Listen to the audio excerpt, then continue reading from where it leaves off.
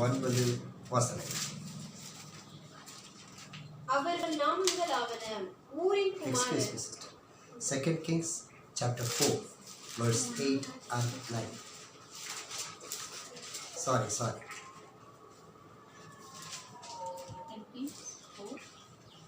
பின்பு ஒரு நாள் எலிசா சூனேமுக்கு போயிருக்கும் போது அங்கே இருந்த கனம் பொருந்திய ஒரு ஸ்திரீ அவனை போஜனம் பண்ண வருந்தி கேட்டுக்கொண்டாள். அப்படியே அவன் பயணப்பட்டு வருகிற போதெல்லாம் போஜனம் பண்ணும்படி அங்கே வந்து தங்குவான். அவள் தன் புருஷனை நோக்கி, இதோ நம்மிடத்தில் எப்போதும் வந்து போகிற தேவனுடைய மனுஷனாகிய இவர் பசுத்தவான் என்று காண்கிறேன். நாம் மெத்தையின் மேல் ஒரு சிறிய அறை வீட்டை கட்டி அதில் அவருக்கு ஒரு கட்டிலையும் மேஜையையும் நாற்காலிகளையும் குத்து விளக்கையும் வைப்போம். அவர் நம்மிடத்தில் வரும் பொழுது அங்கே தங்கலாம் என்றார். பிதாவே, நாங்களுமே ஸ்தோத்திரிக்கிறோம். கற்றுக் கொடுத்த இந்த வார்த்தைகளுக்காக நன்றி. இப்பொழுதும் நீர் எங்களோடு பேசும்படி நாங்களுமே அழைக்கிறோம். எங்கள் இதயத்தை திறக்கிறோம். எங்கள் வாழ்க்கையில் வந்து நீர் வார்த்தைகளை விதைத்து வார்த்தையானவர் தாம் உடைய ரட்சிப்பின் பரிபூரணத்தினால் எங்களை நிரப்பி உமது சித்தத்தை செய்து முடிப்பீராக. ஆசீர்வதியும் இயேசுவின் நாமத்தில் பிதாவே. Amen. So nice to see you in the presence of the Lord. God bless you. Praise be to God. Okay, just help me to take the scriptures, baby. Help me to take the scriptures. Okay. சுனேம் என்னும் ஒரு ஊர் இருந்தது. அங்கே ஒரு பெண் ஒருத்தி இருந்தாள். வசனம் சொல்லுகிறது, அவள் கனம் பொருந்திய ஸ்திரீ. அவள் ஒரு விசை எலிசாவை பார்த்து தன்னுடைய வீட்டுக்கு வரும்படி அழைக்கிறாள். உலகத்தில் கனம் பொருந்திய ஸ்திரீ என்று கேட்பதற்கு ஆச்சரியமாகத்தான் இருக்கிறது. என்றால் சங்கீதம் 49 வாசிக்கிறோம், கனம் பொருந்தியவர்கள் அறிவில்லாமல் இருக்கிறார்களாம். கனம் பொருந்திய ஸ்தலத்தில் இருக்கிறவர்கள். நம்ம நாட்டில் ஒரு படித்த அரசியல்வாதி காட்டுங்களேன், அவன் பேசுகிறத எவனும் கேட்க மாட்டான். மற்ற யாருக்கும் தலையில் ஒன்று இருக்காது, கனம் பொருந்தியவர்கள். ஆனால் இந்த பெண் அப்படி இல்லை, கனம் பொருந்திய ஸ்திரீ. இந்த கனம் தேவனால் உண்டாகுமானால் நம்முடைய வாழ்க்கையின் ஆசீர்வாதத்தை நாம் காண முடியும்.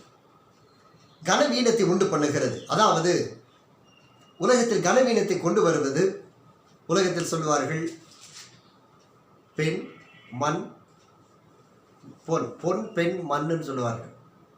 பேர் கிடைக்கிறதுக்கு இது 3 போதும். 1 தங்கம்.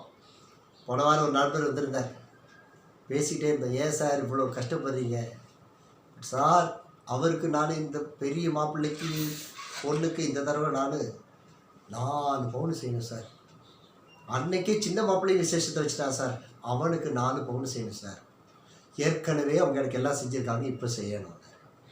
அப்போ நான் கேட்டேன், உங்களுக்கு அவர் செய்யும்போது பவுன் எவ்வளவுன்னு கேட்டேன்.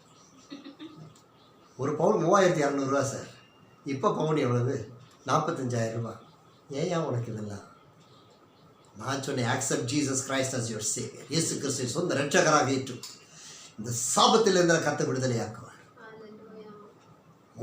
முறை போய் சம்பாத்தியம் எல்லாம் அழித்து போட்டு அப்படி ஒரு கணத்தை உண்டு பண்ணால் சந்தோஷமாக சொல்ல போகிறான். பேசுபாவை சொன்னார், சொந்தக்காரன் நல்லவர் சார், நல்ல குணம் உள்ளவங்க சார். அப்படியா? அப்போ ஒன்று செய்யுங்க, உங்கள் மாப்பிள்ளைக்கு ஃபோன் பண்ணி, தம்பி என்னால் 4 பவுன் போட முடியாது, நீ போடும்போது 3200 ரூபா, இப்போ 45,000 ரூபா, நான் 1500 ரூபா எக்ஸ்ட்ரா போட்டு 5000 ரூபா கையில் தரேன்னு சொல்லி பாருங்கண்ணே. சார் கொண்டுருவா சார் அப்படின்னார். அதைத்தானுங்க நானும் சொன்னேன். அன்பு எங்கிறது உண்மை இல்லை. கனம் என்பதை கர்த்தராலே வர வேண்டும். ஒரு ஸ்திரீ கனம் உள்ளவளாய் நிற்க வேண்டுமானால் தேவனுடைய கிருபையினால் முடிசூட்டப்பட்டவளாய் இருக்க வேண்டும். தேவ பலத்தினால் நிறைந்தவளாய் இருக்க வேண்டும். ஜெபத்தின் வீராங்கனையாய் இருக்க வேண்டும்.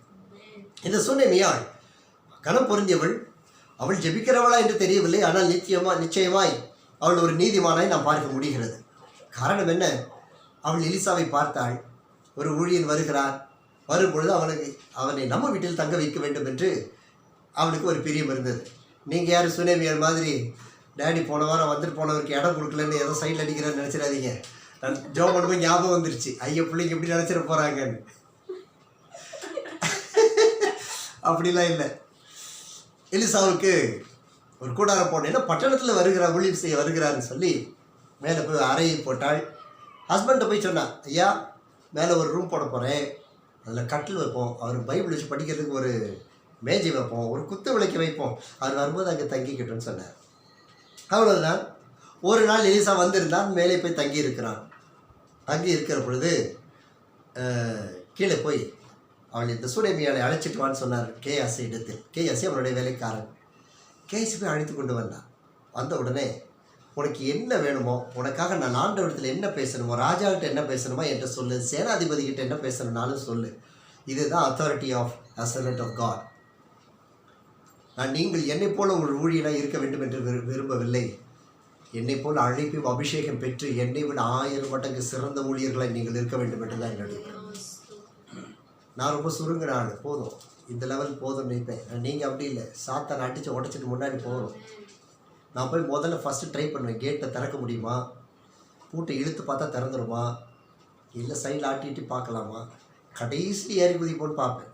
நீங்களும் அப்படி கிடையாது, கேட்டை தாண்டி ஏறி குதித்து நாய்கிட்ட கடி வாங்கி உழித்து ஓடிடுறோம். என்னது? ஆமாம். அப்போ இந்த சுனேமியாவை போய் அழைச்சிட்டு வந்து டேரெக்டாக கேட்குறேன்ப்பா, ராஜா இடத்துல உனக்காக ஏதோ பேச வேணுமா, இல்லை நம்ம கவுன்சிலர்கிட்ட எதுவும் பேசுகிறோமான்னு கேட்டார். அப்படின்னு சொன்னால், என் ஜனத்தின் நடுவில் நான் சுகமாய் கூடியிருக்கிறேன். ஒரு அல்லையே சொல்லுங்களேன். அப்போ அந்த சுனேமியாவோட குணம் ஜனத்திற்கும் சாட்சி பெற்ற ஒரு வாழ்க்கை. அவள் தைரியமாக இந்த வார்த்தையை சொல்லிவிட முடியாது. ஜனத்தின் நடுவில் சுகமாக இருக்கிறேன். ஆனால் கேயாசிட்ட கேட்குறான், டே என்னடா செய்யலாம் விக்டர், என்ன செய்யலாம், உங்களுக்கு என்ன செய்யணும்னு கேட்குறான். அவன் சொன்னா, ஐயா இவங்களுக்கு எல்லாம் இருக்குது, குழந்தை இல்லை. அப்படியா, இங்கே வா. கூப்பிட்டு வந்தோடனே வாசல் படையில் நின்றாள். 16வது வருஷத்துல அந்த சூழ்நிலை பார்த்து சொல்லுகிறார், ஒரு பிராண உற்பத்தி கால திட்டம். ஒரு பிராணன் உருவாக ஒரு காலத்திட்டம் உண்டு. எப்போ அவன் பிராணன் எப்போ உருவாகும்? பிராணன் உருவாகிற காலம் எவ்வளவு?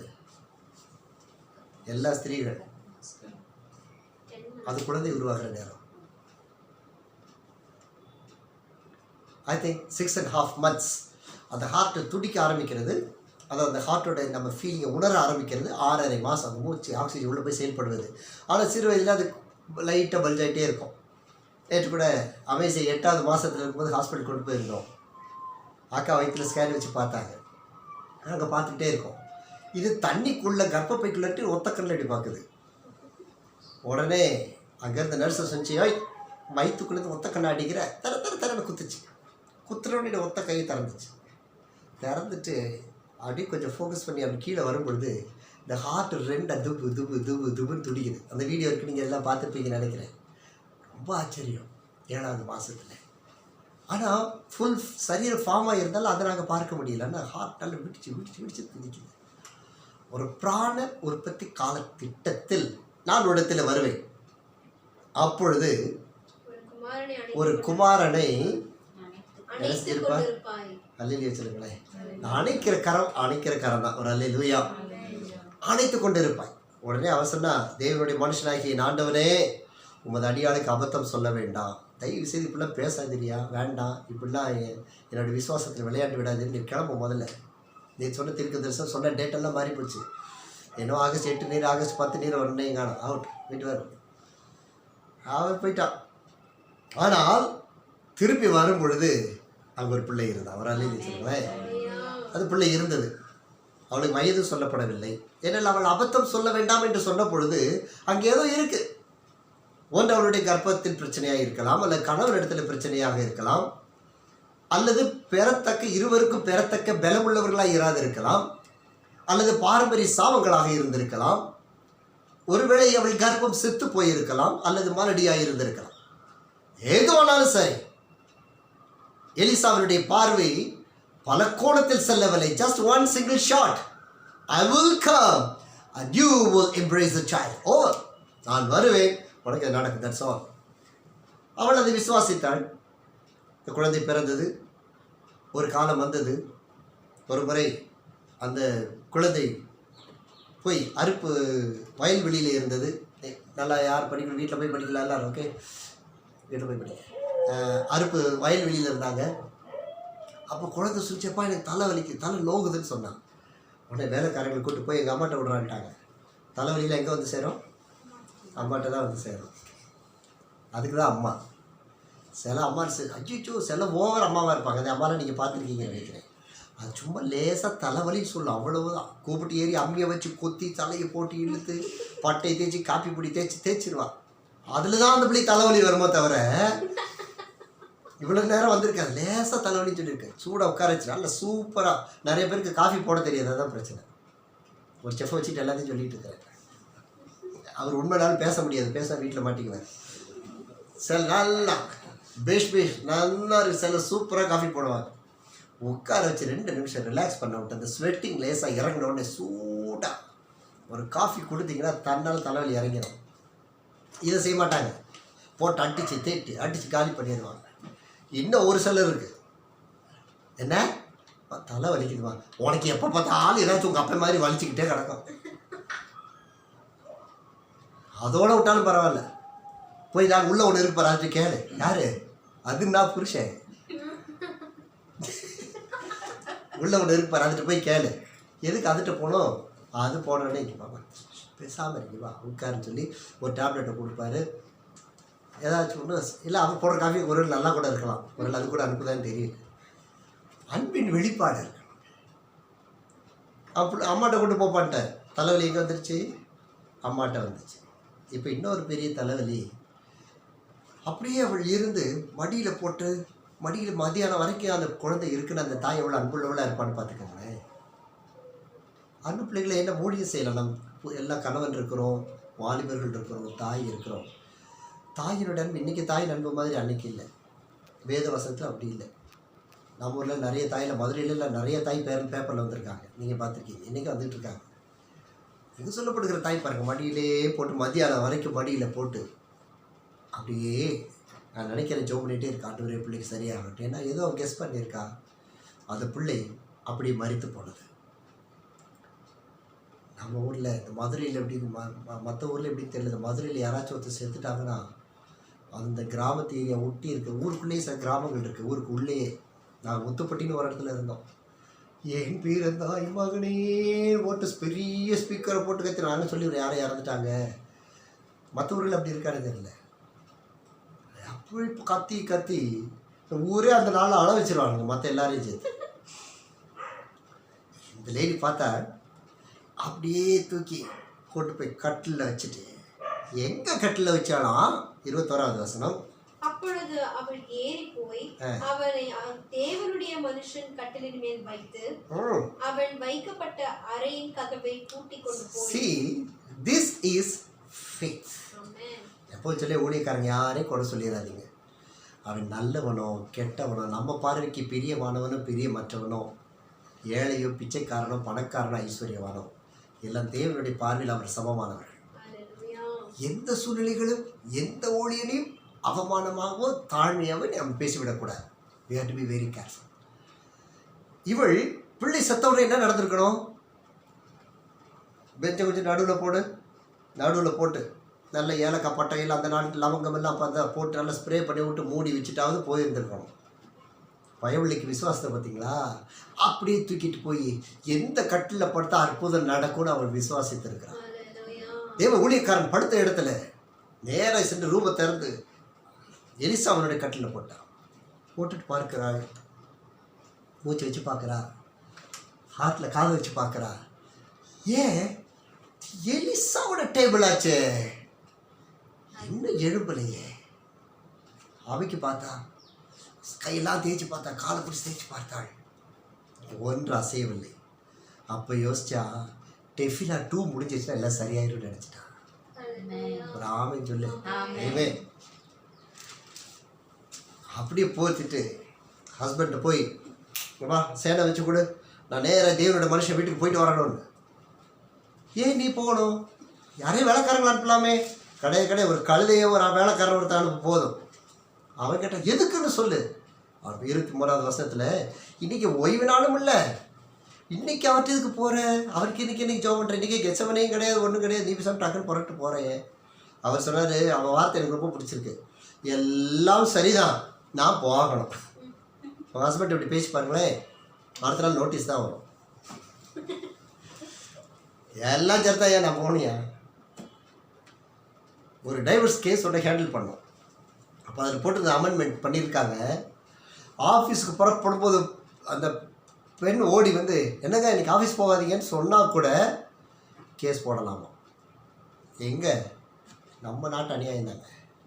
அவன் பேனாவை எடுத்துட்டான்னு வச்சுக்கோங்க, அவன் மேலே கிரிமினல் கேஸ் போடலாம். என்னை வேலை செய்ய விடாமல் என் குடும்பத்தை அழிக்கிறதுக்கு முயற்சிக்கிறான்னு போடலாமா? நான் அந்த கேஸ் ஹேண்ட் பண்ண அந்த அமெண்ட்மெண்ட் வாசித்தேன். பிசாசு என்னெல்லாம் கொண்டு வரான் பாருங்க பிரிவினை உண்டு பண்ணுறதுக்கு. எப்படி சொன்னாலும் எல்லாம் சரிதான், நான் தேவனுடைய மனுஷனுக்கு போவோம். எனக்கு கொஞ்சம் யோசிச்சு பாருங்கள், யாராவது ஒரு சகோதரி ஹஸ்பண்டை வீட்டில் விட்டு நான் போய் பாஸ்ட்டை போய் பார்த்துட்டு வரேன்னு சொன்னேன், அந்த உலகம் என்ன பேச்சு பேசும். புருஷனை வயலுக்கு அனுப்பிட்டு பிள்ளைய கொண்டு போய் மேலே வச்சு பூட்டிட்டு கிளம்பிட்டா பாரு பாஸ்ட் வீட்டுக்குவாங்க.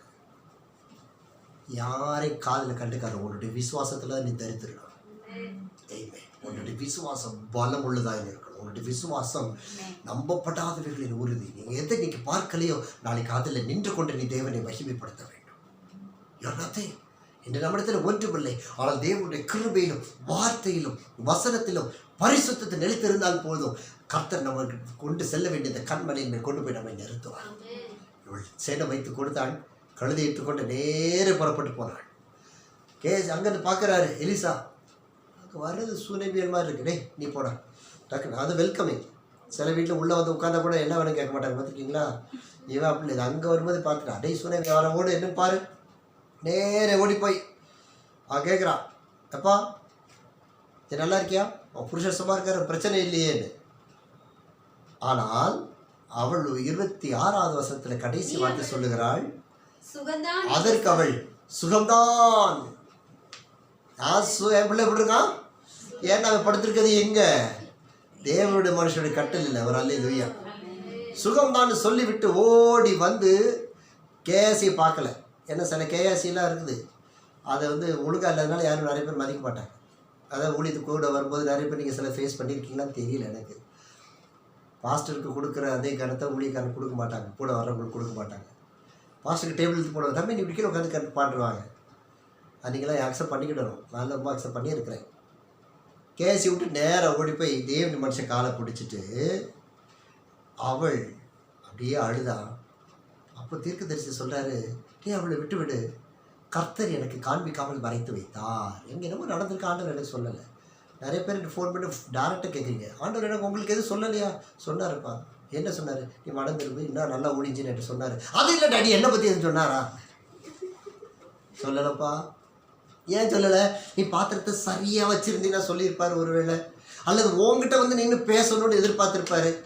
டேடிகிட்ட பேசினா எல்லாம் சரியாக போயிடும், டேடிகிட்ட சொன்னால் எல்லாம் ஹீல் ஆயிருன்றதை விட நீ ஜெபம் பண்ண கத்தர் ஹீலிங்கை கொடுக்கல, பக்கத்தில் ஹீலிங்கை வச்சுட்டு இருந்திருப்பாரு. நீ இங்கே ஓடி வந்துட்டேன் எலிசா வீட்டுக்கு, என்ன பண்ணுறது? அதனால் வச்சுருந்துருப்பார். இங்கே அப்படி தான் வச்சுருந்தார். ஆண்டவர் கையில் எலிசாட்ட சொல்லலை, ஹி வாஸ் குவைட். அப்பொழுது நான் இன்றைக்காவது ஒரு பிள்ளை வேணும் உங்கள்கிட்ட கேட்டிருக்கலாம். எலியாவை கேட்குற தமிழ் சொல்கிற மாதிரி கேட்டாலும் நாக்க பிடிக்கிற மாதிரி கேட்கணும்னு சொல்லிட்டு, ஓய் என்னைக்காவது உங்கள்கிட்ட ஒரு குமாரன் வேணும் நான் கேட்டேனா? இல்லைம்மா. ஆண்டவர்கிட்ட கேட்டனா? அன்றைக்கே சொல்லலை, நீ அபத்தம் சொல்ல வேண்டான்னு. அது எல்லாம் கரெக்டு. உடனே அவன் சொன்ன உடனே எலிசா என்ன ஆயிட்டு கவனிக்கவில்லை. இவள் சொன்ன உடனே கேயாசிட்ட திரும்பினான். ஏய் என் தடியை எடுத்துக்கொண்டு நேராக பிள்ளைட்டு கொண்டு போய் வைங்க. ஏனென்றால் ஆல்ரெடி அது இருக்க வேண்டிய இடத்துல இருக்குது. தேவ தாசனிடத்தில் போகிற மோசையின் கோலம் போல எலியாவின் கோலம் ஒரு கிரியை செய்யுங்க. மோசையத்தில் செய்த கோலம் எலிசாவின் தடி உன்னை தேற்றத்தான் செய்யும். தடி எடுத்துட்டு போய் அவள் மேல் வைன்னு சொன்னான். இவன் சொல்லிட்டா, நத்திங் டூயிங். விக்டர் வந்தாலும் ஃபெபின் வந்தாலும் முடியாதியா, நீ தான் வரணும் என்று கர்த்தருடைய ஜீவனை கொண்டு சொல்லுகிறேன். அப்படின்னா பாருங்க 30வது வசனம், நானுமே விடுகிறதில்லை என்று கர்த்தரின் ஜீவனையும் உம்முடைய ஜீவனையும் 2 பேரையும் சேர்த்து லாக் பண்ணிட்டான். 2 பேரும் தப்பிக்க முடியாது. உடனே எழுந்து அவன் பின்னால் போனான். போகும்போது போய் பார்த்தா பிள்ளை எடுத்து உணர்ச்சி இல்லை, எந்த சத்தமும் இல்லை. அவன் போய் கதவை சாத்தினான், ஆண்டவர் நோக்கி வேண்டுதல் செய்தான். கிட்ட போய் பிள்ளையின் வாயின் மேலே வாயை வைத்து இந்த பவர் ஆஃப் ஜீசஸ் அல்லேலூயா அப்படி ஊதினான். அவ்வளவுதான். அது அப்புறம் நீங்கள் தெளிவாக படிச்சுக்கலாம். 35வது வசனம் கடைசி வார்த்தை. அப்பொழுது அந்த பிள்ளை 7 தரம் தும்மி தன் கண்களை திறந்தான். ஒரு அல்லேலூயா சொல்ல கர்த்தருக்கு. பெண்ணாச்சி இறந்த பிள்ளை உண்மையாச்சு.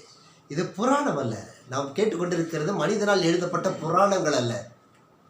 த ரைட் வேர்ட் ஆஃப் காட், நடந்த உண்மை சம்பவங்கள் தான் வேத புத்தகம். சரி, அவ்வளவுதான். குழந்தை உயிரோடு எழுப்பப்பட்டது. 37வது வசனம். அப்பொழுது அவள் உள்ளே போய் அவன் பாதத்தில் விழுந்து தரை மட்டும் பணிந்து தன் குமாரனை எடுத்துக்கொண்டு வெளியே போனாள். ரைட். எப்போ போனால் 36வது வசனம் பார்த்தீங்கன்னா இன்னொரு சம்பவம் நடக்குது. அவன் கேஎஸ்சி கூப்பிட்டு போய் அந்த சூனை மேலே கூப்பிட்டுட்டு வாடான்ட்டார். இப்போ பிள்ளை மேலே மறித்து இருக்கிறது. தீர்க்கதரிசி உள்ளே இருக்காரு, கேஎஸ்சி சைடில் நிற்கிறாரு. அம்மா எங்க? அது எலிசாவுக்கு டின்னர் ரெடி பண்ணிட்டு இருக்கு. அல்லேலூயா. இந்த டைம் உண்டு. நான் மோசே ஆபிரகாம் சொன்னார், நானும் என் பிள்ளையாண்டானும் போய் கர்த்தருக்கு பலி செலுத்தி விட்டு திரும்பி வருவோம். சூரேமியால் சொன்னாள், தேவனுடைய மனுஷன் வந்துட்டாரு, அவர் போய் 2 பேரும் வருவாங்க. Let me make the food. எனக்காக ஊழியம் செஞ்சு அவர் பட்டினி கிடக்கக்கூடாது, நல்லா போய் சாப்பாடு செஞ்சு ரெடி பண்ணிக்கிட்டு இருக்கிறார். போய் சுனேவில கூட்டுவாமா. சுனேவில மேலே வந்தாங்க. இந்தாமா எடுத்துகிட்டு போ. உன் பிள்ளை கத்தி அழுதாளா? வசனத்தை பாருங்க. அப்பொழுது அவள் உள்ளே போய் அவன் பாதத்தில் விழுந்து தரையை மட்டும் பணிந்து தன் குமாரனை எடுத்துக்கொண்டு வெளியே போனாள். அன்பு பிள்ளைகளே, விசுவாசம் என்பது நாம் வைத்திருக்கிற அளவு அல்ல. The faith is something that's the substance that's hoped for. நாம் அறியாதவைகளை, நாம் நம்பிக்கை உடையவைகளை பெற்றுக்கொள்வது தான் விசுவாசம். அது உலகத்தின் காரியத்திற்காக அல்ல. நம்ம விசுவாசம் என்பது இந்த காரியத்தை கர்த்தர் செய்து விடுவார் என்ற நம்பிக்கையுடன் அவரோடு இருக்க வேண்டும். அம்மா இடுப்பில் ஏறி உட்காந்துக்கிட்டு பிள்ளை, அம்மா எனக்கு பிஸ்கட், பிள்ளை தூக்கி குழந்தை இடுப்பில் வைக்கிறா. ஃப்ரிட்ஜுக்கு போவான்னு குழந்தைக்கு தெரியும். அதானே, ஃப்ரிட்ஜ் இருக்குன்னு தெரியும். குழந்தை போகுமா? அம்மா தான் அல்லது அப்பா தான். உட்காந்தோடனே அது தெரியும். எங்கள் அம்மா ஃப்ரிட்ஜுக்கு போவா, பால் பாக்கெட் திறப்பா, எனக்கு பால் எடுத்து கொடுப்பா, நான் குடிப்பேன். அதுதான் ஆசீர்வாதம், அதுதான் சுகம். குழந்தைக்கு தெரியுங்க. அதுதான் ஒரு கிறிஸ்தவனுக்கு தெரிஞ்சிருக்கணும். ஆனால் அங்கே போனால் அம்மா பாலை கொடுக்க மாட்டான். பிள்ளைக்கு பசிக்கிறது போல நேராக போய் கடை கொஞ்சம் செர்லாக்கை போட்டு, அதில் கொஞ்சம் செரி ஃப்ரூட்டை போட்டு, அதில் கொஞ்சம் கால் தாட்டு வெனிலா எசன்ஸை விட்டு கொடுப்பா பாருங்க. குழந்தை அள்ளி சாப்பிடும். அண்டர்ஸ்டாண்ட்? பாண்டவர் நம்மை அவருடைய சாயலை சிருஷ்டி தாண்டவர்களை கைவிடுவாரா? இல்லை. இந்த 27 ஆண்டுகளுக்கு முன்பாக சென்னையில் இருக்கும் பொழுது ஒருத்தர், இது யாருக்காவது நீங்கள் ஏழைகளுக்கு, ரோட்டில் போகிற ஏழைகள்லாம் ட்ரெஸ்ஸு கொடுக்குறீங்களா, அவங்களுக்கு கொடுத்துருங்கன்னு ஒரு ஜமக்காலத்தை கொடுத்தார். அந்த ஜமக்காலத்தில் பார்டர் தவிர ஒன்றுமே இல்லை. சுற்றி பார்டர் தவிர ஒன்றுமே, நடுவில் வந்து அழகாக இருக்கும், நல்ல பெரிய டிசைன் மாதிரி இருக்கும். தரையில் நான் வேறு மொசைக் தரையில் போட்டோன்னா அது டிசைன் மாதிரி இருக்கும், டைமண்டாக இருக்கும். நானும் அதை ரெட்டையை போட்டு அதெல்லாம் படுத்திருப்பேன். தலையான இருக்காது, அப்படியே கையை வச்சு படுத்திருப்பேன். பசிக்கும், உடனே பச்சை தண்ணி குடிப்பேன். அப்படியே வாமிட் வரும், ஆசிடாக வாந்தி எடுப்பேன். எடுத்துகிட்டு வந்து என்ன ஆண்டவர் ரொம்ப நம்பி ஊழியத்திற்கு வந்திருக்கிறேன்னு ஒரு நாள் சொல்லலை. ஏன் தெரியுமா? எனக்கு வசனம், எனக்கு ஆண்டவர் சொன்னார், உன் தாயின் கருவில் உருவாவதற்கு முன்பதாகவே உன்னை ஜாதிகளுக்கு தீர்க்கதரிசியை கட்டளையிட்டு இருக்கிறேன். அவ்வளவுதான். நான் பிச்சை எடுக்க மாட்டேன்னு எனக்கு தெரியும். சாப்பாட்டுக்காக அலைய மாட்டேன் எனக்கு தெரியும். கர்த்தர் சொன்ன வார்த்தை நிறைவேறும்னு தெரியும். நான் இன்று இருக்கிற அளவிற்கு ஆசீர்வாதத்தோடு இருப்பேன் என்று எனக்கு தெரியாது. ஒன்று, அவர் கரத்தை விட்டு என்னை தூக்கி எறிய மாட்டார் என்றது மாத்திரம் தெரியும். இன்று வரை ஒவ்வொரு நாளும் போஷித்தார், ஒவ்வொரு வேளையும் போஷித்தார். நம்ம ஆகாரம்லாம் பார்த்துருக்கீங்களா? நம்ம சாப்பாடு, வீட்டு சாப்பாடு பார்த்துருக்கீங்களா? அல்லேலூயா. அதுக்கு தேவனுடைய கரம் ஆசீர்வாதம் பெற்ற சாப்பாடுங்க. எங்கேயும் இந்த மேலும் கிடைக்காதுங்க. நான் கேட்கல, கர்த்தர் கொடுக்குறார். எது வேண்டுமோ கர்த்தர் கொடுக்குறார். எது வேண்டாம் நினச்சனோ அதை கர்த்தர் கொடுத்தார். மனைவி வேணாம், புள்ள வேண்டாம் நினச்சேன், கழுத, அப்புறம் ஊழியத்தை யாருடைய பாப்பான்னு சொல்லி கர்த்தர் ஊழியத்தை கொடுத்தார், ஆட்களை கொடுத்தார், ஜனங்களை கொடுத்தார், ஐஸ்வர்யத்தை கொடுத்தார். என்னை திரளான வார்த்தைகளிலிருந்து ஆசீர்வதிக்கப்பட்டிருக்கிறேன். நீ ஒரு சின்ன காரியத்தை எதிர்பார்த்து உங்கள் வாழ்க்கையில் வச்சுருந்தீங்கன்னா இன்றைக்கி அதை வேரோடு பிடிக்க தூக்கி எறிங்க. என்னோட விஷயம் பார்த்துருக்கீங்கள, பிடிச்சா புளியும் போது தான் பிடிக்கணும். சின்ன வயசில் சில இடத்துல பார்க்கும் பொழுது, மெட்ராஸ் பாரிஸில் பற்றி ஒரு சின்ன குடிசை, ஒரு 5 பேர் உட்காரலாம். அதில் பார்த்தா வசனம் போட்டு ஆராதனை நடக்கும். நான் போய் முன்னாடி பிளாட்ஃபார்மில் நின்று ஜெபம் பண்ணிட்டு வருவேன். ஆண்டவரே, இந்த பாஸ்டருடைய விசுவாசத்தை மாற்று ஆண்டவரே. அவர் இதே இடத்த சொந்த பில்டிங் கட்டணும். நீ குடிசையில் குடியிருக்கிறதுக்கு எங்களுக்கு சொல்லலை. அவர் நடந்த வழி நம்ம நடக்கணும்னா நம்மளும் குடிசையில் பிறந்திருக்கணும், நம்மளையும் சிலுவையில் அறையணும், நம்மையும் சாட்டையில் அடிக்கணும், ஈட்டியில் குத்தணும், நம்ம சாகணும், அப்புறம் உயிரோடு எழுந்திருக்கணும். அப்படியே வச்சிருக்காரு நம்மளை. இங்கே சுகமாக பிறந்தவங்க சுகமாக வளர்ந்துருக்கோங்க. ஊடம் இல்லை, குருடி இல்லை, வறுமை இல்லை, எல்லாவற்றையும் மாற்றி கத்தர் வச்சிருக்காரு. அப்புறம் இப்படி கத்தர் தன்னுடைய தேவனாகிய கத்தரை ஆராதிக்கிறதுக்கு இப்படி இடமா வச்சிருப்பாரு. நான் சொல்கிறேன் கேளுங்க, நான் அப்படி உள்ளவங்களுக்காக ஜெபம் பண்ணியிருக்கிறேன், பரிதாபப்பட்டிருக்கிறேன், உதவி செய்திருக்கிறேன். ஆனால் ஏன் நோக்கம், நாம் குடிசையிலலாம் இருக்க முடியாது. அது எப்போ உறுதிப்பட்டதுன்னா, வீட்டு வாடகை 700 rupees என்னால் கொடுக்க முடியல, தடுமாற ஆரம்பிச்சிட்டேன். ஒருத்தர் வந்தார், பிரதர் உங்களுக்கு இன்னொரு வீடு கிடச்சிருக்கு வாங்கன்னு கூட்டிகிட்டு போனார். கூட்டிகிட்டு போய் பார்த்தா அவர் குடிசை வீடு, உள்ளெல்லாம் அழகாக தான் இருந்தது, மேலே தான் குடிசை. நான் வெளியே வந்துட்டு, பிரதர் வேண்டாம், பிரதர் 300 ரூபா தான் வாடகைன்னாரு. நீ ஓசியில் கொடுத்தாலும் எனக்கு வேண்டாயா. ஓய்னாரு. I said, I am a servant of the Almighty God. நான் இருக்கிற இடத்துல தேவன் இருப்பார், அவர் தங்குற இடமாயா எதுன்னு கேட்டேன். அவர் வாய் அடைச்சிட்டார். அடைச்சி அவர் பெரிய சர்ச்செல்லாம் கட்டினார், எனக்கு கவலையே இல்லை. இன்னைக்கு எனக்கு சர்ச்சு பெருசு இல்லை, எனக்குள்ளே உங்களுக்குள்ளே தேவன் கூப்பிட்டோடு இறங்கி வர்றாரு. இதை போல் ஒரு ஆசீர்வாதம் தவிர வேறு என்னங்க வேணும் உங்களுக்கு? அவர் அல்லையே சொல்லுங்களேன். தேவன் கட்டடத்தில் தான் வாசம் பண்ணுவார்னு சொல்லியிருந்தாருன்னா, நம்ம எல்லாம் இருக்கிற நகை நட்டெல்லாம் நீங்கள் கொடுத்துட மாட்டீங்க, அள்ளி போட்டுற மாட்டீங்க. அதான் அள்ளி போட்டிங்கன்னா அடி போட்டு அடி மதுரை பெரியார் பஸ் ஸ்டாண்டு பக்கத்தில் ஒரு 2 சென்ட் வாங்கி கட்டி எழுப்பிட மாட்டோமா? நானும் அவர் ஐஸ்வர்ய சம்பந்தர், அவருடைய பிள்ளைங்க பிச்சைக்காரனாக இருக்கிறது இல்லை. ஆனால் காத்திருக்கணும். ஏன் காத்திருக்கணும்? இந்த பிள்ளை வளரணும். 4 வயசில் சேட்டை பண்ண ஆரம்பிக்கணும், 5 வயசில் டேடிகிட்ட பெல்ட்டில் அடி வாங்கணும், 6 வயசில் அம்மாக்கிட்டே அடி வாங்கணும், 8 வயசில் டீச்சர்கிட்ட அடி வாங்கணும், 10 வயசில் வாத்தியார்ட்ட அடி வாங்கணும். ஆமாங்க, அது 12 வயசு ஆகணும். அந்த 12 வயசு ஆகும்போது தான் கொஞ்சம் பெரிய ஆள் மாதிரி ஒரு ஃபீலிங் வரும். ஏன்னா அதுக்கு பேர் ஹை ஸ்கூல்னு பேர் வச்சுருக்கான். நம்ம பெரியவங்க நினச்சிக்குவாங்க அவங்களே. அதுக்கு விட்டுரும். அதுக்கப்புறம் தான் அடியெல்லாம் கூடும், ஒரு 10, 8, 6, 7, 8 வரைக்கும். நான் எவ்வளோ நல்லவன் தெரியுமா? உங்களுக்கு தெரியாது நான் எவ்வளோ நல்லவன். பாருங்க, என் குடும்பமே இப்படி சிரிக்குது. இப்போ தான் காலையிலே பாடினேன், மாதா பிதா என்னை நயந்துரை என்னது தீதாய் மதிக்கை மற்றோருக்கு பற்றேதையா. இதுகளே இப்படி சிரிச்சா நான் என்ன சொல்கிறது? கொஞ்சம் பயந்தாங்குடி. எதுக்கு பயந்தாங்குடி? இல்லை, செகண்ட் ரேங்க் வாங்கினதுக்கு பயந்தாங்குடி. அப்போ அடிக்க மாட்டார். ஆனால் அந்த இன்ஃபீரியர் காம்ப்ளெக்ஸே என்னை கொண்டுடும். எதுக்கு போய் அப்பாட்ட போய் ரேஷன் கார்டை காமிச்சிக்கிட்டு, சாரி ப்ராக்ரஸ் கார்டை காமிச்சிக்கிட்டு பார்ப்போம். 2 நாள் ஆகட்டும். ஒரு நாள் பைபிளில் இது புக்கிலே வச்சுருப்பேன். 2 நாள் ஆகும். அப்பாட்ட கட்ட தைரியம் வராது, கொஞ்சம் தைரியம் வந்திருக்கும். பார்த்துட்டு போய், சார் அப்பா இன்னும் பார்க்கல, பார்த்துட்டு தாரேன்னு. சரி சரி போ அப்படின்வாரு. கவலைப்பட மாட்டேன். வீட்டில் போய் டேடி அப்பா கேட்பாங்க, டேடி ப்ராக்ரஸ் வந்துருச்சு அந்த மாதம்னு கரெக்டாக கேட்பாங்க. வரும் டேடி அப்படின்ட்டு பறந்துடுவேன். நைட்டு வீட்டுக்கு வர முடியுமா மத்தியானம்? இருக்கவே இருக்காங்களே நம்ம சீரழிக்க ஃப்ரெண்ட்ஸுன்னு 4 பேர். அப்புறம் ஆள்கிட்ட சொல்லி விட்றதாரு, நேராக வீட்டுக்கு போயிட வேண்டியது. நம்ம போனால் எல்லா வீட்லையும் வெல்கமாக இருக்குது. ஏய் டிமி வந்திருக்கா, டேய் டிமி வாடா, இது நேற்று செஞ்சு இதை செஞ்சு அந்த ஆன்டிமார்கள்லாம் நமக்கு கொடுக்குற பலகாரங்கள்லாம் வெரைட்டியாக இருக்கும். கொடுத்து சாப்பிட்டு அவங்க பசங்களையும் சேர்த்து ஹை ஸ்கூல் கிரவுண்டில் போய் உட்காந்தேன்னா 3 நாளைக்கு கிரிக்கெட் தான். 4வது நாள் வீட்டுக்கு வரும்போது வரவேற்பு எப்படி இருக்குங்கிறீங்க? எடப்பாடிக்கு கூட அப்படி இருக்காது. தார தப்பட்டம் தான், கலப்பெல்லாம் இருக்கும், ரொம்ப பலமாக இருக்கும். எல்லாம் கொடுத்து முடிச்சு அடுத்து அப்பாவை நிமிர முடியாது, அசைய முடியாது. செகண்ட் ரேங்க் வாங்கிட்டு இவ்வளோ பாடுபட்டிருக்கேன். உங்கள் மேலே எவ்வளோ கிருபையாக இருக்கேன்னு பாருங்கள். இறக்கமாக பிள்ளைங்கன்னு சொல்லிட்டு நான் ஒன்றுமே பண்ணுறேன். அதான் வந்து திட்டிட்டு போகிறாரு என்ன.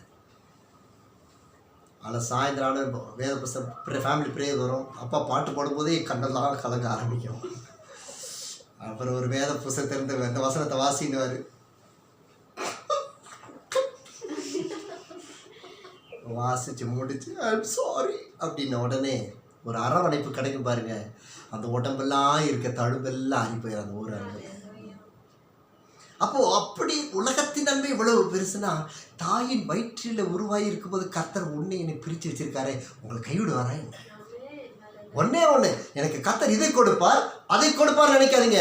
தேவன் என்னோடு இருப்பார். That's all. சகலமும் வாய்க்கும். நன்மையும் கிருபையும் என்னை தொடரும் தான் வசனம் இருக்கு. நீங்க பின்னால போகக்கூடாது. எந்த காரியத்தை கேட்கிறீர்களோ அது நடந்து ஏறும். சங்கீதம் 37 தான் சொல்லுகிறது. கர்த்தருக்குள் மன மகிழ்ச்சியா இரு, அவர் உன் இருதயத்தின் வேண்டுதல்களை நிறைவு செய்வார். சிந்தனை பிரம்மாண்டமா இருக்கணும். உட்காந்து ஜெபம் பண்ணுங்க. நான் பிள்ளைகளுக்காக சொல்லியிருக்கிறேன், என்ன வேண்டுமா அதை எழுது. இந்த காலேஜில் படிக்கணுமா, காலேஜ் பேரை எழுது. இந்த மார்க் எடுக்கணுமா, எழுதி பைபிளில் வை. டெய்லி மார்னிங் ப்ரேயருக்கு முன்னாடி அதை பார்த்துட்டு, ஆண்டவரே தேங்க்யூ ஃபார் திஸ் கையை வச்சு ஜெபம் பண்ணி, அந்த காலேஜில் தான் படிப்பா, அதில் தான் ரேங்க் எடுப்பா, அதில் தான் பாஸ் பண்ண. அவ்வளோதான். ஆனால் அதுதான் லைஃப் நினைக்காதீங்க. கர்த்தர் உங்களோடு இருந்தால் தான் லைஃப்.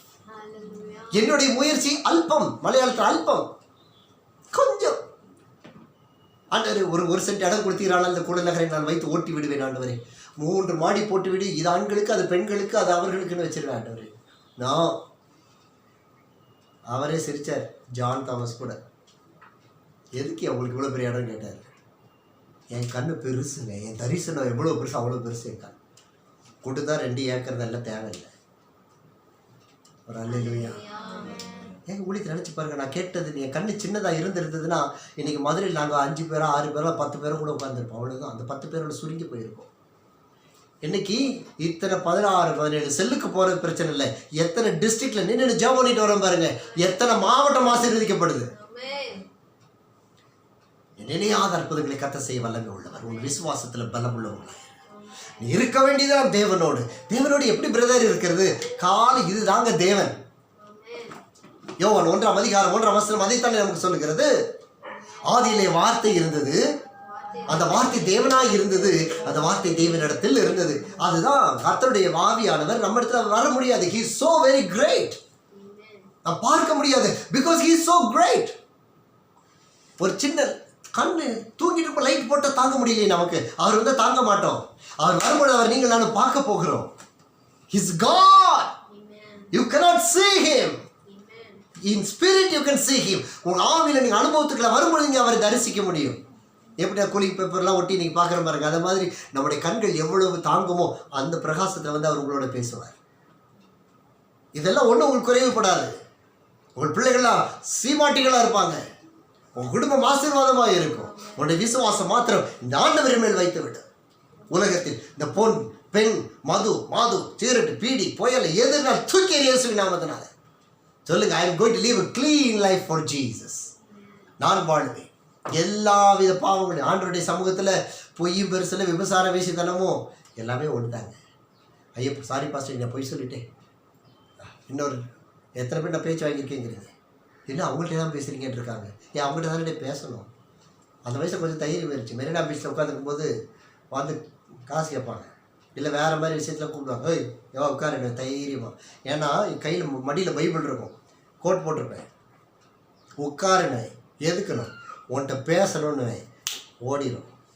உட்கார்ந்ததுக்கெல்லாம் சத்தியத்தை சொல்லிட்டு வந்திருக்கேன். கற்றுக்க முடியுங்களா?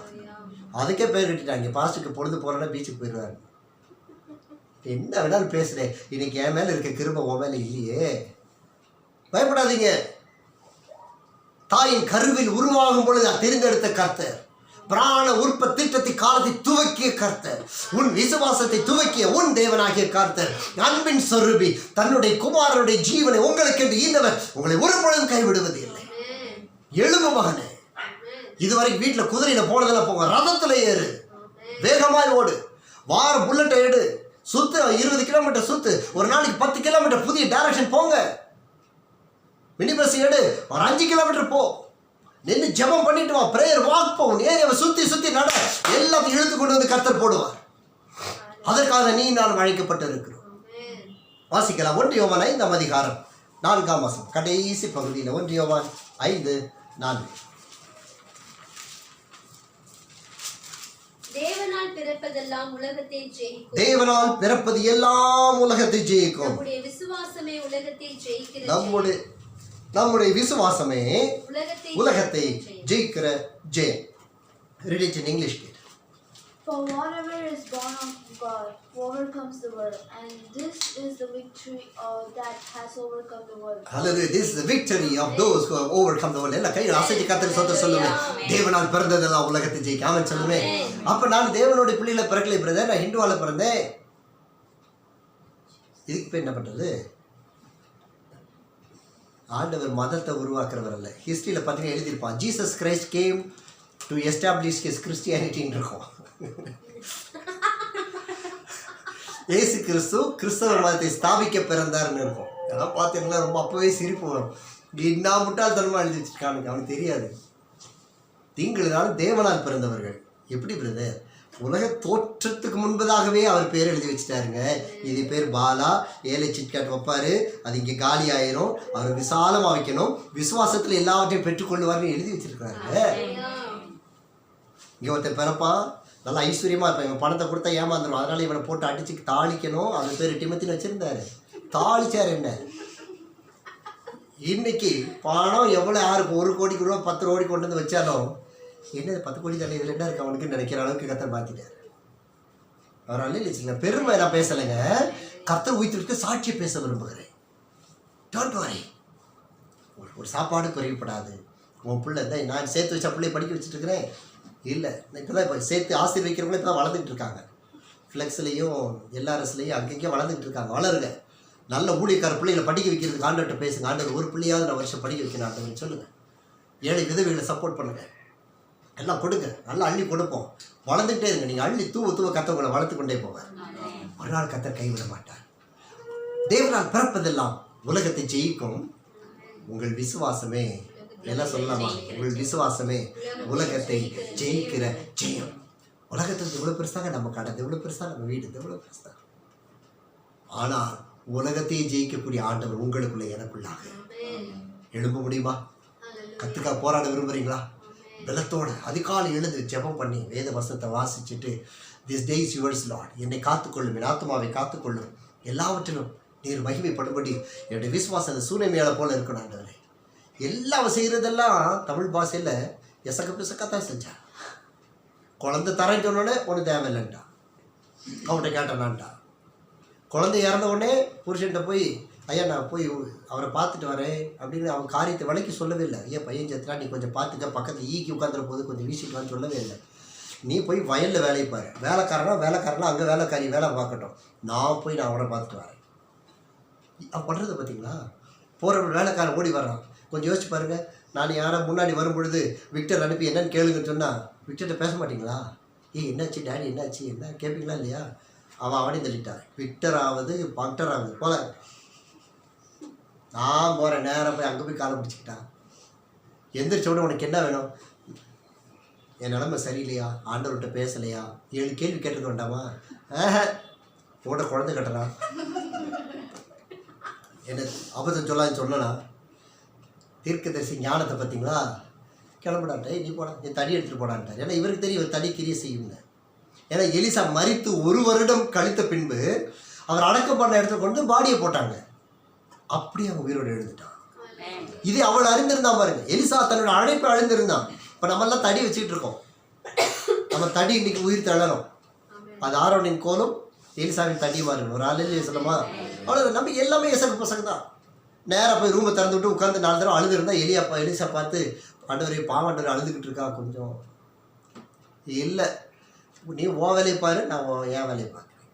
நீ கீழே உனக்கு சாப்பாடு ரெடியாக இருக்கணும், நான் மேலே வரேன், என் பிள்ளை நீ ரெடியாக வச்சுருக்கணும். அவ்வளோதான். Understand the faith. நான் உனக்கு சாப்பாடு ரெடி பண்ணுறேன், நீ இங்கேருந்து எம்டியாக போகக்கூடாது. அவனை என்னை நீ எம்டியாக விடக்கூடாது. கரம் பொருந்திய ஸ்திரீ. நம்ம பண்ணுறதுல அப்படித்தான் சில சமயம் இருந்தாலும், your faith has to be a violent faith. பலமுள்ள ஒரு விசுவாசம். கலந்துடாது. எந்த மனுஷனை எந்த பில்லிசுனியை கட்டி இங்கே வேலை செய்யாது. எல்லாம் இங்கே என் வீட்டு வாசல் வந்துடும், பயப்படாது. உங்கள் வீட்டு வாசல் விழுந்தாலும் பயப்படுறீங்க. ஆனால் இங்கே விழுந்தால் எனது உங்களது நம்ப மாட்டீங்க, அதனால தான் அங்கேயே விடுது. நான் பயப்படாதீங்க, இன்னும் நிறைய வரப்போகுது பாருங்க. அடுத்தடுத்து எடுத்துக்கிட்டே இருக்க போகிறீங்க. இந்த 3 நாள் உபவாசம் பண்ண எனக்கு ஒரு ஆசை. ஆனால் நான் பலவீனமாக இருக்கிறேன், உங்களோட இணைஞ்சு உபவாசிக்க முடியாது. ஆனால் ஒரு 3 நாள் உபவாசம் வைக்க போகிறோம். நம்ம தேங்க்ஸ் கிவிங்க்கு முன்பதாக இந்த சாத்தாண்டி கீரை கயிறு தயிர் எல்லாம் வந்து விட போகுது. எல்லாத்தையும் எரித்து தள்ளிட்டு ஜெயம் எடுக்க போகிறோம். நீ தேவனுடைய விசுவாசம் உள்ளவனாய், உலகத்தை ஜெயிக்கிறவனாய். எப்படி உலகத்தை ஜெயிக்கிறது? நம்முடைய விசுவாசம். ரல்லிலே சொல்லுங்களேன். இந்த ஊழியக்காரர் வந்தார், என்ன செய்ய போகிறோன்னு எனக்கு தெரியாது. ஒரே ஒரு தம்பி முன்னாடியே கர்த்தர் உணர்த்தி, டேடி என்ன செய்ய போகிறீங்கன்னு கேட்டான். தெரியலப்பா, கர்த்தர் இருக்காருன்ட்டு ஒரு பெரிய அமௌண்ட் அனுப்பிவிட்டான். வந்தால் பார்த்துக்கங்க டேடி. உனக்கே இவ்வளோ பணம் எங்கேருந்து அனுப்புனேன்? டேடி ஷோ அங்கே வேலையை பாருங்கட்டா. இன்றைக்கி எவ்வளோ ஆசீர்வாதம் பாருங்களேன். கர்த்தர் தேவைகளை பல மடங்கு சந்தித்தார். உங்களுக்கு தான் தெரியல, நம்ம தான் இன்கம் தான் தெரியும்ல. ஏற்றுக்கு திரும்பி பின்னிட்டு பார்க்குறதே இல்லை. அது போகிற இடங்கள்லாம் சில நமக்கு அப்பப்போ மிஷினரிக்கெலாம் உதவி செய்வாங்க. எல்லோரும் கொண்டு வந்து என்கிட்ட நீட்டினாங்க. கிவ்னு எல்லாம் அவரை கையை காமிச்சிட்டேன். அவர் வாயை பிழைக்கிறாரு. நீ இப்படி தான் ஊழியத்தை பிழைக்க மாட்டேன்னாரு. கொடுத்தா வாங்கி ஜோமெண்ட் அப்படி நமக்கு ஒரு துண்டை போடுவீரா, அதை விட்டுவிட்டு நான் சொன்னேன், I am not worldly man, I am a son of the almighty God. அவர் எப்படி தனக்கு வச்சுக்காம எல்லாத்தையும் கொடுத்தாரோ, எடுத்துகிட்டு போ, அடுத்தடுத்து ஊழியத்துக்கு போ. நான் ப்ரீச் பண்ணுறேன் என் பிள்ளைகளுக்கு, இந்த ஊழியம் வந்தால் கொடுக்கணும், நாங்கள் கொடுப்போம், அடுத்த ஊழியத்துக்கு போய்கிட்டே இருப்போம்னு அவங்களுக்கும் கொடுக்குறோம், நம்ம கொடுத்துக்கிட்டே இருக்கிறோம். இதுதான் எங்கள் வேலை. பங்கு போடுறது எங்கள் வேலை இல்லை. அதுக்காக ஆண்டவர் பார்த்துக்குவாருன்ற விசுவாசத்தில் ஆண்டவரே தேவைகளை சந்திமையா அப்படின்லாம் அழுகிறதுலாம் கிடையாது. பணம் எனக்கு மைண்டில் இல்லை, சாப்பாடு மைண்டில் இல்லை, திட்டம் மட்டும், ஜபத்தின் நேரம் மட்டும். ராத்திரி 1:30 மணிக்கு படுத்தாலும் காலை 4 மணிக்கு நிற்கும்போது காலையில் எந்திரிச்சு இப்படி போனீங்கன்னா நாசமாக போயிடுவீங்கன்றார்.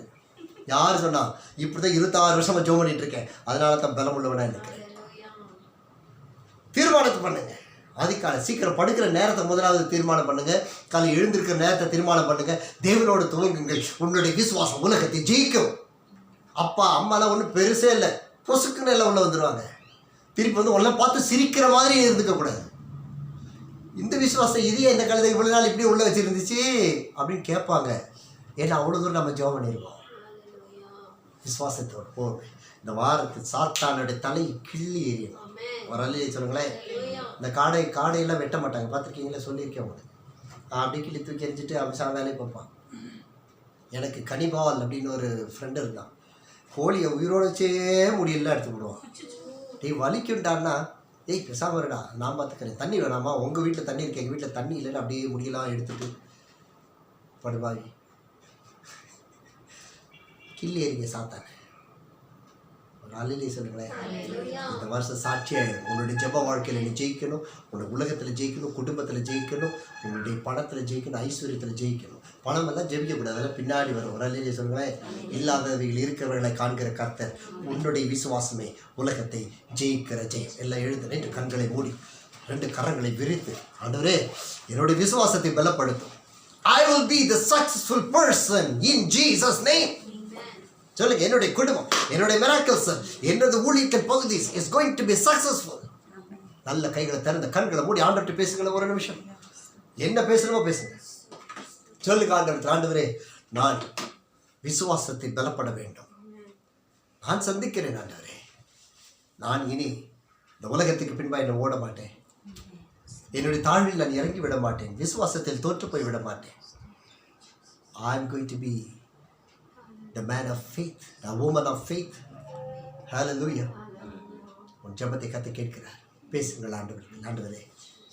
எந்த காரியத்துமானாலும் உலகத்தை ஜெயிக்கிற ஆவியானவர் எனக்குள்ளே பலத்தை தந்து ஜெயம் பருபடிக்கிறது தான். எல்லாம் ஜெபம் சார். மிராக்கிள்ஸ் நடத்துகிற எல்லாம் ஒவ்வொருவரும் எவ்ரி ஒன் யாரெல்லாம் கனெக்ட் பண்ணியிருக்கீங்களா எல்லாரும், ஆண்டவரே நான் உண்மை போல மாதிரியாக இருப்பேன். ரொம்ப நேரம்லாம் எடுக்கக்கூடாது. இந்த விசுவாசத்துக்கும் கீழ்ப்படுகிறதுக்கு ரொம்ப நாள் எடுக்கக்கூடாது. அப்புறம் நாட்கள் நமக்கு கிடைக்காமையே போயிடும். கற்று கொடுக்குற நேரத்தை பயன்படுத்தி கொள்ளுங்கள். Thank you Lord. அப்பா பிதாவே, அருமையான இந்த மதியான வெள்ளிக்காக உங்களுக்கு நன்றி நிறைந்த உள்ளத்தோடு ஸ்தோத்திரிக்கிறோம். பேசின வார்த்தைகளுக்காக ஸ்தோத்திரம். என் பிள்ளைகள் ஒவ்வொருவர் மேலும் தேவனுடைய கிருபையை இந்த வார்த்தைகளை விதைத்து அனுப்புகிறேன். இவர்கள் தேவனால் பிறந்தவர்களாய், விசுவாசத்தில் உலகத்தை ஜெயிக்கிறவர்களாய், தேவனிடத்தில் பெற்றுக்கொள்கிறவர்களாய், ஆவியிலும் ஆத்துமாவிலும், வேத வாசிப்பிலும், ஜெபத்திலும், பரிசுத்தத்திலும் சாத்தானை எட்டி மிதித்து தேவ நாமத்தில் சிலுவையின் அன்பை தரித்தவர்களாய் ஆசீர்வதித்து ஜெபிக்கிறோம். ஆசீர்வதி வீட்டிற்காக, குடும்பத்திற்காக ஜெபிக்கிறோம். மனுஷனாவுக்காக குடும்பத்திற்காக ஜெபிக்கிறோம். ஃபெபின் குடும்பத்திற்காக ஜெபிக்கிறோம். ஜாய்க்காக குடும்பத்திற்காக ஸ்தோத்திரம். பிரிசிலாவுக்காக குடும்பத்திற்காக ஸ்தோத்திரம். ஜோனாவுக்காக ஸ்தோத்திரம். சந்தியாவுக்காக குடும்பத்திற்காக ஸ்தோத்திரம். சிஸ்டர் பிருந்தா குடும்பத்திற்காக ஸ்தோத்திரம். முழு குடும்பத்தை கத்த மீட்டுக் கொள்ளுவீரா. மாரிசா குடும்பத்திற்காக ஸ்தோத்திரம். அந்த முழு கிராமத்தை கத்த மீட்டுக்கொள்ளும். குமாருக்காய் முத்துக்குமாருக்காய் ஸ்தோத்திரம் கத்த தொடுவீராக, மீட்டுக் கொள்ளுவீராக. ஜாகிக்காய் ஸ்தோத்திரம் கத்த ஆசீர்வதிப்பீராக. ஜோதிக்காக ஸ்தோத்திரம். இந்த கொடைக்கானல் உள்ளவர்களுக்காக ஸ்தோத்திரம். ஐஸ்வர்யாவுக்காக ஸ்தோத்திரம். உங்கள் பாலாவுக்காக, திவ்யாவுக்காக, குழந்தைக்காக, பியூலாவுக்காக, குடும்பத்திற்காக, மற்றும் இணைந்திருக்கும் ஒருவருக்காக, வர தடைப்பட்டவர்களுக்காக, மனை பிள்ளைகளுக்காக, இந்த ஈஸ்வரனுக்கு ஊழியத்திற்காக ஜெபிக்கிறோம். ஒவ்வொருவரையும் ஆசீர்வதித்து ஜெபிக்கிறேன். நீங்கள் புறப்பட்டு போ. கர்த்தர், தெய்வனாகிய கர்த்தர் உன்னோட கூட இருக்கிறார். ஆசீர்வதியும், சாத்தானுடைய கிரிகள் நிர்மூலமாக்கப்படட்டும். எங்கள் பாதைகள் எங்கள் செயல்கள் எல்லாவற்றும் இயேசுவின் ரத்தத்தை ஊற்றி ஜெயம் எடுக்கிறோம். ஆளுகை செய்யும் இயேசு கிறிஸ்துவின் ஜீவனுடைய நாமத்தில் பிதாவே ஆமென். நம்முடைய கர்த்தராகிய இயேசு கிறிஸ்துவின் கிருபையும் பிதாவாகிய தேவனுடைய அன்பும் பரிசுத்த ஆவியானவருடைய அந்யோன்ய ஐக்கியமும் ஆசீர்வாதமும் சமாதானமும் சுகமும் வழி நடத்துதலும் நம் அனைவரோடும் நம்மை விட்டு பிரிந்திருக்க எல்லா தெய்வ பிள்ளைகளோடும் என்றும் சதா காலம் தங்கி இருப்பதாக ஆமென். சேர்ந்து சொல்லுவோம். தேவரீர் என்னை ஆசீர்வதியும், என் எல்லைகளை பெரிதாக்கும், உமது கரம் என்னோடு கூட இருந்து எல்லா தீங்கிற்கும் என்னை விலக்கி காத்தருளும். என் ஆத்துமாவே கர்த்தரை ஸ்தோத்திரி, என் முழு உள்ளமே அவருடைய பரிசுத்த நாமத்தை ஸ்தோத்திரி. என் ஆத்துமாவே கர்த்தரை ஸ்தோத்திரி, அவர் செய்த சகல உபகாரங்களை மறவாது. என் ஜீவனுள்ள நாளெல்லாம் நன்மையின் கிருபை என்னை தொடரும் என்பதை ஆமென் ஆமென். ஹல்லேலூயா. இம்மானுவேல், கர்த்தரே தேவன். God bless you.